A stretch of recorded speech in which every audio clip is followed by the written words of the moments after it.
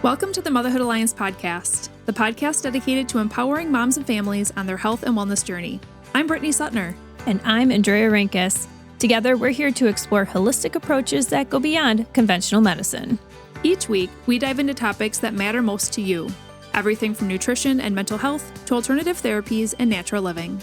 And whether you're a new mom navigating the early stages of parenthood or a seasoned pro looking for new ways to support your family's well-being, you're in the right place. Even better, all of our guests are local small business owners who you can actually talk to and work with. You can learn more about today's guest and connect with hundreds of other health and wellness professionals through our informative and easy-to-use directory at motherhoodalliance.com. Before we get started, keep in mind that this podcast is for informational and educational purposes only and is not a substitute for personal healthcare advice. Please consult your healthcare provider before making any changes based on the podcast content. Thank you for joining us on this journey. Are you ready to help your family thrive? Let's get started. Hi, we are Britt and Drea from motherhoodalliance.com, and we're excited to welcome you to a 4-episode series with Cassie Groeschl, the owner of Wellness That Fits, based out of Green Bay, Wisconsin. Cassie is a registered dietitian and mom of 3 who knows firsthand how draining it can feel to juggle family, work, and the never-ending what's for dinner question. Cassie serves moms and families through customized meal plans, one-on-one coaching, a meal plan subscription, courses, retreats, and more. Outside of work, you'll find her in the garden, fishing, or out on family walks with her husband, 3 kids, and their dog. All right, you guys, it's time to turn up your volume. You're going to love these episodes with Cassie. Let's get started. Hey, everybody. Welcome back to the Motherhood Alliance podcast. We are here for a fresh 4-episode series with Cassie. Welcome, Cassie. Thank you for having me. We are really excited to have you on the podcast. You're a dietitian. We're going to be talking about oils, postpartum nutrition, and making meal planning easier. This is going to be jam-packed, and I think everybody is going to love this series. But before we get started, I also love to hear fun facts from our guests and get to know you personally a little bit first. And you shared with us that you love plants, and you have over 30 of them in your house. Tell us about your love for plants. Yes, so I garden, so I love plants that way. I love growing my own food, but I also have a heart for houseplants. One time I walked down the street to carry a giant fig plant that somebody didn't want to bring it into my home, and I nursed it back to health. So my husband, he doesn't like when I bring home adopted plants, gosh. I have so many. Do you have them mostly like hanging or in corners, or how do you fit them? Because I feel like that's my problem. I feel like kids and dogs, and like that's why I just have not ever really done plants like that. Yeah, we've had our fair share of plants knocking down. So I mean, it's the placement. Yes, corners, and I do have some hanging plants in bedrooms and things on shelves. But we find a way to make it work. Yeah, we could have a whole episode about gardening because we should. Dre and I enjoy gardening too, and we do canning and all that jazz. So maybe we'll have a bonus episode. Somebody should let us know what they want to know about gardening. We'll just have to talk about it. For sure. Well, we'd love to hear your story as well before we jump into the topic of seed oils today. So tell us, how did you find your passion for nutrition? Yeah, so I have always had this belief that food is medicine. There was a chronic disease condition in my family, and I just learned firsthand that food is medicine, and not only can you prevent disease with food, but you can also improve your energy levels and improve cognitive function and so much more. So that's kind of what ignited my passion. And then it just went from there. Yeah. Awesome. Well, let's jump into the topic of seed oils because I feel like this is one that's really popular and people are really talking about. But you are a dietitian, so we want to hear it from you on, are they bad? Are they good? All that jazz. But let's start out with the basic definition of what is a seed oil. Yeah, a seed oil is basically an oil that's made from the seed of any plant. And so common ones are cottonseed, soybean oil, safflower, sunflower oil, canola oil. I would say those are kind of the most common in our society. What about vegetable oil? What is that made from? So vegetable oil is a combination. Sometimes you'll have, like in the grocery store, you'll see if you turn around and look at the label, there will be like a combination of cottonseed, soybean, corn oil. It's kind of just a combination of seed oils. Okay, so if these are coming from plants, they should be healthy for us and we should be able to use them, but they have a really bad rap in social media and all these other places talking about inflammation. Give us a high-level overview of why they have a bad rap and is that the truth? What is the truth? Yeah, I think the reason they have a bad rap is because plant oils contain omega-6 fatty acids, and omega-6, I'm going to be using a lot of bigger words here today, so we're just going to go with it. But omega-6 fatty acids, one type is linoleic acid, and so it's high in seed oils. And linoleic acid is associated with inflammation. So people think of it as like a pro-inflammatory fatty acid. And the reason they think that is because linoleic acid, so linoleic acid, turns into, it's like a precursor for arachidonic acid. And arachidonic acid is a precursor for eicosanoids. And eicosanoids are like that common pro-inflammatory marker. And we need to have pro-inflammatory response in our bodies. But we also, need to counteract it with anti-inflammatory things. And so the reason it gets a bad rap is because of a number of things. So first of all, it is thought to have pro-inflammatory effects in the body, which is, right, like we said, is a good thing. Like if you get a cut, you need to have that pro-inflammatory response where things are flooding to the site and your body is getting inflamed, but for a good reason. So we need to have that. The reason they get a bad rap is because they are usually processed, highly processed. And so when we look at like how seed oils are processed in our nation, so there's a number of reasons. We're going to talk about the processing of the seed oil, and then we're also going to talk about a couple other things. So the processing part of it is that most seed oils are mechanically pressed, like usually expeller press. Maybe you've seen it on a label before. Yeah. So mechanically pressed. And then oftentimes what they use is a chemical solvent to further extract that oil because we need to get as much oil out of that seed as possible. And so usually that chemical solvent is, they use hexane for a lot of it.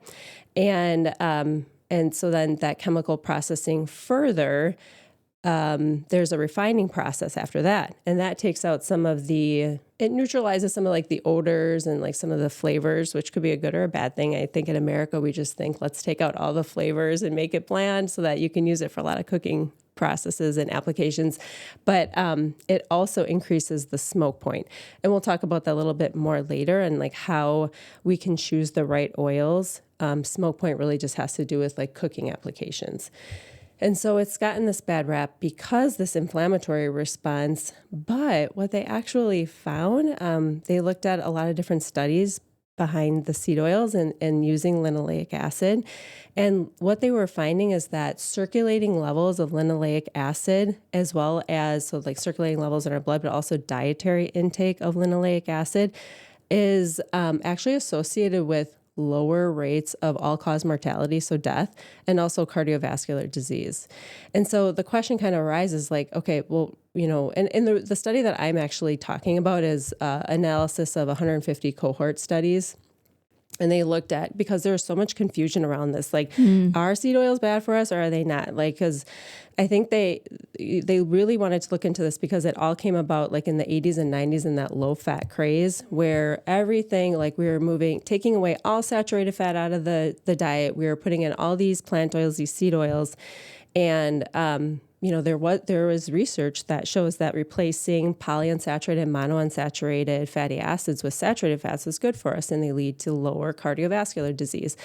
But so we're also seeing this rise, like when we did this low fat craze, we're seeing a rise in chronic disease. And so these are kind of like plant oil use is going up and seed oil use is going up, and so is chronic disease. And so they're like, is there an association here? And so a lot of the studies that have been done up until about, the past couple of years have really shown like sometimes there's an association with heart disease, sometimes there's no association. And so the study that I looked at is from March of 2025, and it looked at, like I said, over 150 different studies. And they actually found that, like I said, circulating levels of the omega-6s as well as the dietary intake of omega-6s, specifically linoleic acid, is associated with lower disease, specifically cardiovascular disease, cancer, and all-cause mortality. And so what the real problem here, because we are like, okay, we have research behind the seed oil, like what's going on here? the real problem is the balance between omega-6s and omega-3s. So I know a lot of people have heard of omega-3s. It's kind of a big family of fatty acids. The most common ones are ALA, EPA, and DHA. And rather than saying the whole names, which I feel like is just confusing even more, we'll just call it that. But it's that balance. So, let's say in the early 1900s, there's been some research on this because we don't really know the fatty acid profile of people who lived in 1909, right? But they did some research behind the cooking processes and the oils that they were using at the time, which is a lot of animal fats and tallow and, lard, things like that. And they had estimated that the fatty acid profiles of these people were closer to 2-to-1 omega-6s to omega-3s to 4-to-1. So in that range. So again, omega-6s being more, omega-3s being a little bit less. And what we see in our westernized diet today is levels of 20 times more omega-6s, so linoleic acid compared to omega-3s. And that balance, or I should say imbalance really, is a huge problem.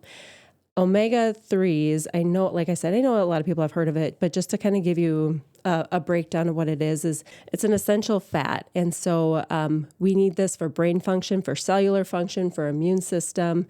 And we just don't have enough of it in our westernized diets. Where do you get it from? That's where you get it from fish? Yes. So fatty fish would be the key ones.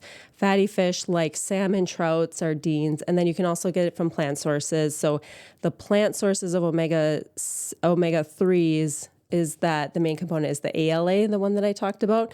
And you can get it from flaxseed, from walnut oil, from chia seeds, hemp seeds, things like that. So the problem is that ratio is off because we use so much of the seed oils that are out there, right? That have high omega-6 in everything. Right. Okay. So really quick to that point. So in this whole low-fat craze, the manufacturers started making everything, all their processed foods. They were starting to use soybean oil, cottonseed oil, canola oil in everything. And so I think the problem isn't necessarily that all of a sudden in the 80s and 90s, we just started cooking with more canola oil, but rather the fact that we introduced so much more processed foods, and those processed foods all contained these other seed oils in it. Right. And I think the processing part of it too is also part of it. With the solvents and things like that. Right. I can't help but circle back to where you said that oftentimes it's expeller pressed. Is that the right terminology? Yep. Okay. But then they also use a chemical to extract it more. So are there seed oil options that don't have that additional chemical? Because that chemical word is kind of screaming at me too of, okay, well, maybe we can maybe it's good for us to ingest some of these to a certain ratio point, right? But if that chemical is in there, are all of them bad? Can you get some seed oils that don't have that chemical included? Walk me through some of that.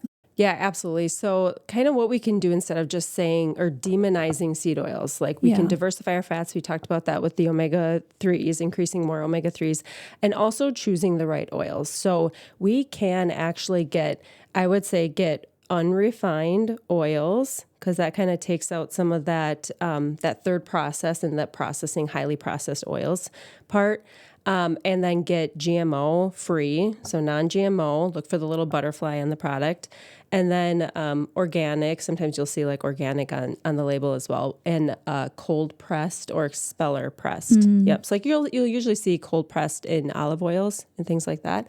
But with canola, it's a little bit harder because we produce so much canola oil and it's so highly processed, but there actually are non-GMO organic cold pressed canola oils that you can get.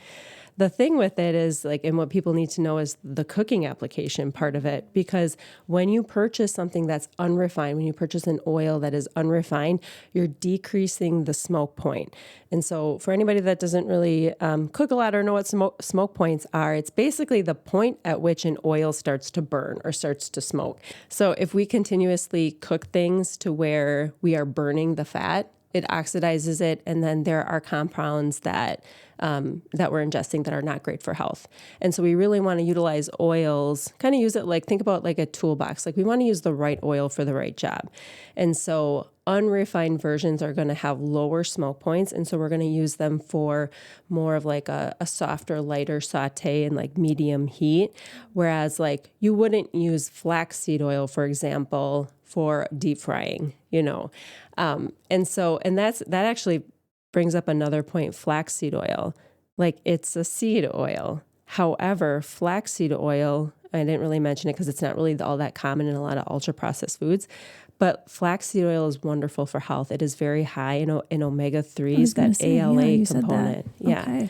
So, and one thing I do want to mention with the ALA, since we're talking about with flaxseed, is we need ALA. So that's one of the omega-3s. We also need EPA and DHA. And EPA and DHA are more bioavailable. So our body uses them a little bit more. The fatty fish, that kind of stuff, like the animal-based products, those are higher in EPA and DHA, whereas the plant sources are higher in ALA. Now, ALA can be converted in the body into EPA and DHA, but it's in such tiny amounts that we basically need to get EPA and DHA through food like fatty fish. So the reason I bring that up is because flaxseed oil is so high in omega-3 in this ALA, so high that like 1 tablespoon provides about 7 grams of omega-3s. And if we break that down further into the conversion rate of like what our body does to put it into basically EPA and DHA, it only converts like 10%. And so that's why we can't, like, if you're a vegetarian or a vegan, you almost have to take not a fish oil supplement, but like an algae-based supplement of omega-3s to get enough in your diet, because you can have, all the walnut oil, chia seeds, and flaxseed as you want, but it's not going to likely won't convert enough into the EPA and the DHA. And so there's like a rate limiting step. So the flaxseed oil has about, in 1 tablespoon, there's 7 grams of omega-3s. And when you break it down to like 10% of that, it's like 700 milligrams. That is actually converted to EPA and DHA. And so if you look at a fish oil, like a 1 gram fish oil supplement, there's about 300 milligrams of EPA and DHA. And so you're still getting quite a lot from flaxseed oil.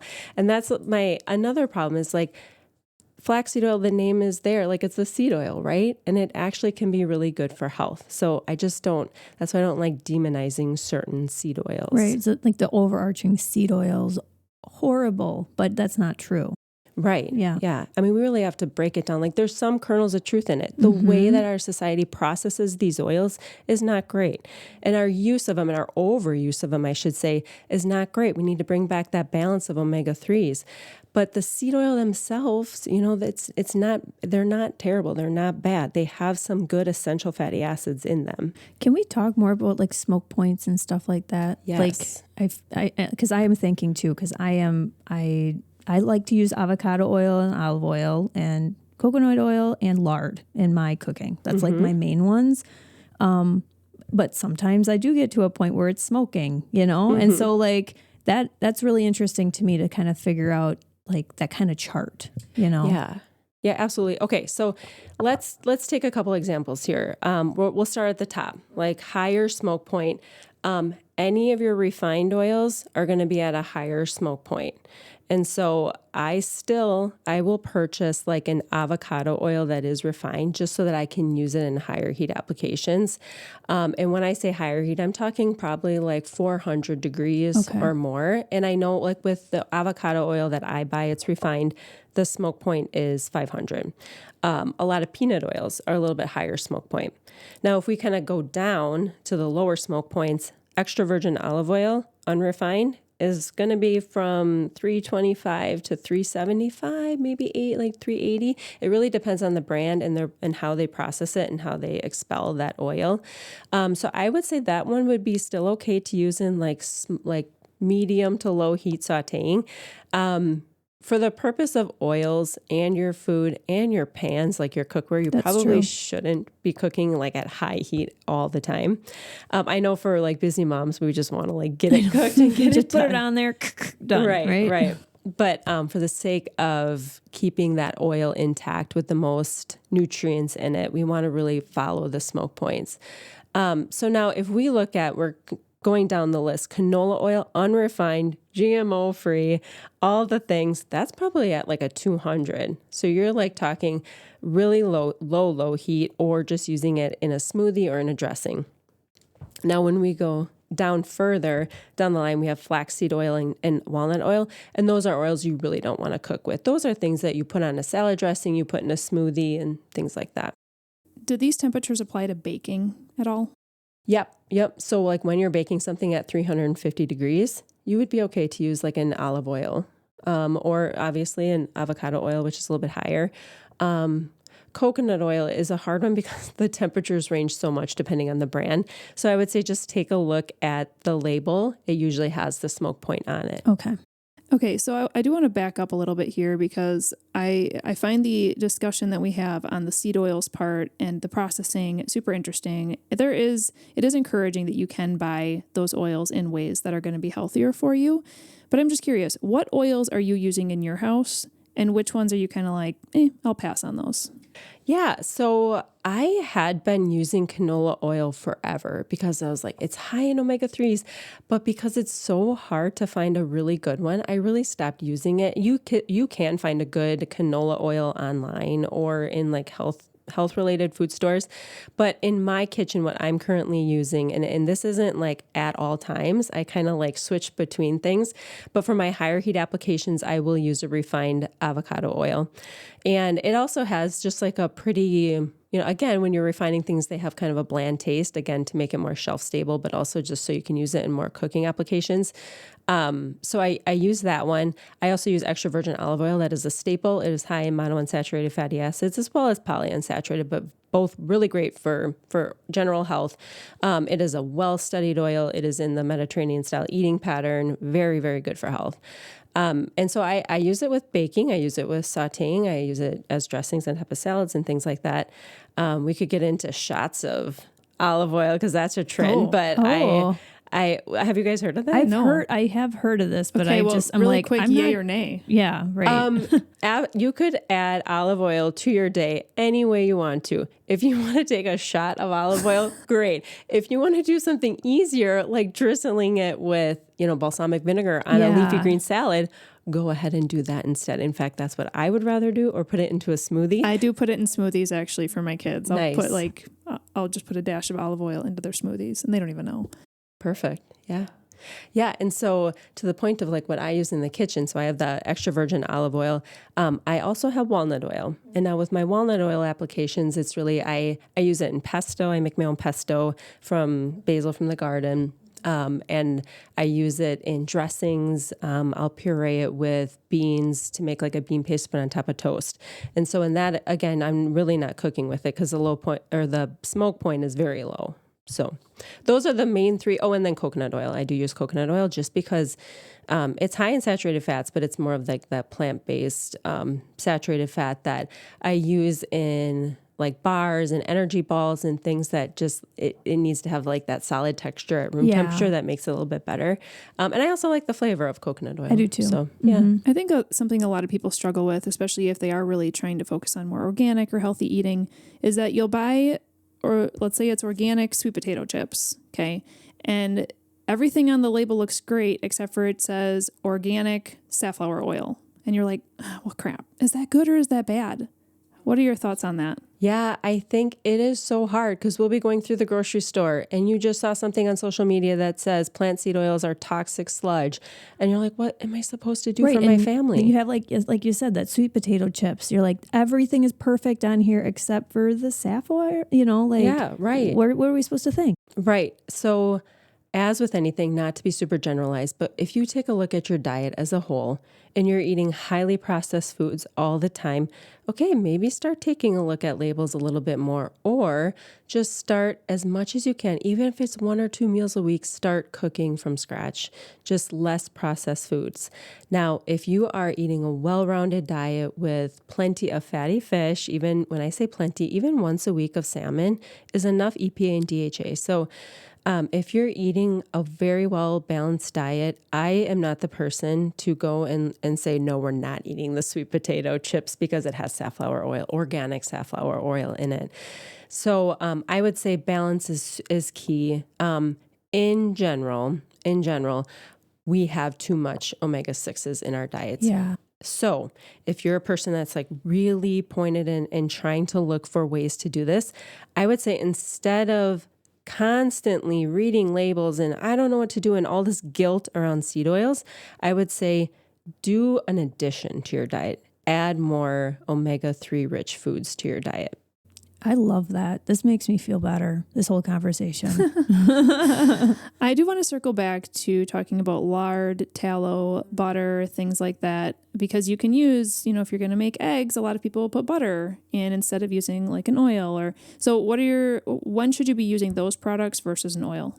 Yeah, I would say, again, moderation and balance is key. Vary and diversify your oils. When you look at the fatty acid profile of tallow, it is closer to 2-to-1. Omega-6s to omega-3s. So a great fatty acid profile. Oh, I should say, though, not necessarily tallow. It has to be grass-fed tallow. Because if you look at corn-fed or grain-fed cows, if you look at their, the tallow content, it's like 20-to-1. Omega-6s to, yeah. So, I mean, you can't just get any tallow. It would have to be a grass-fed or pasture-raised animal. Same thing with eggs. Like any animal that is pasture-raised is going to have a better fatty acid profile, more favorable of the omega-6s to omega-3s. Wow. Keep that in mind, I never would have guys. thought it was that big of a difference. Yeah. Oh, yeah. Wow. Yeah. I love your perspective on if you're having a hard time or wrestling with the taking out piece, add in, right? Those omega-3s.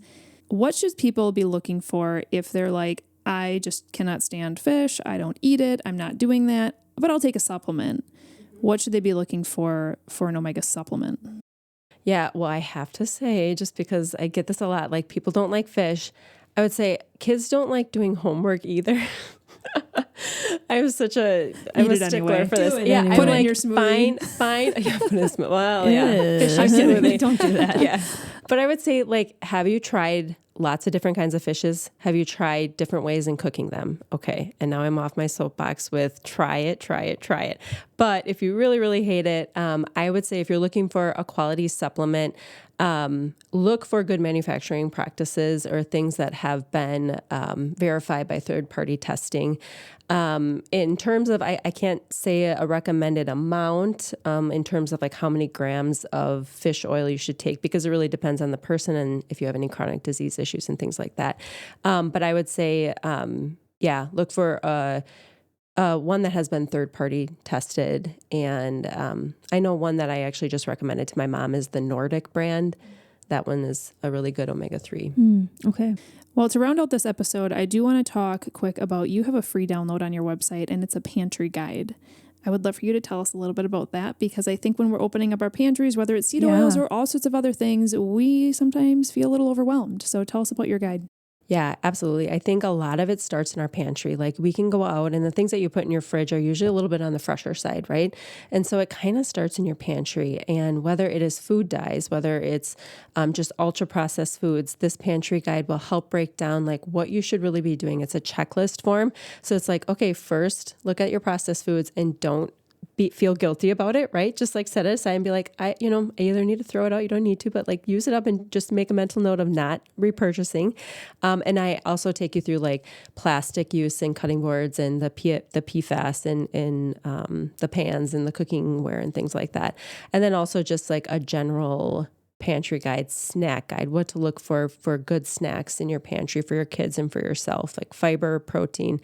And so it's just a really nice checklist that helps bring it. You could do it in probably less than 30 minutes. Just clean out your pantry, make mental notes, organize it in a fashion that promotes, it makes it a little bit easier to meal prep and to kind of set yourself up for success. I love that you have the cutting boards and the cookware and stuff like that in there too, because it can make a big difference, and it's super overwhelming when you're just starting out on this journey. So I think I know what I'm going to be doing after we jump off on this podcast now. Downloading that right there. Yep. So Cassie, where can people find you? You can find me on Instagram at Wellness That Fits. You can also email me any questions that you have, Cassie@wellnessthatfits.com. And I have my website, same name, wellnessthatfits.com. Perfect. We have 3 more amazing episodes coming up. Our next one is going to be talking about meal prep. You guys, I know you're going to be on the edge of your seats for that one because this is something I tell my kids all the time. I'm like, I just fed you yesterday. What do you mean you want food again today? Yeah, I know, right? Like, this is a daily thing that we have to do as adults. We have to do this? Yeah. So this next episode, I can't wait for that. And then in episode 3, we'll be talking about being nourished after you have a baby, what to eat for healing and energy and good milk supply, things like that.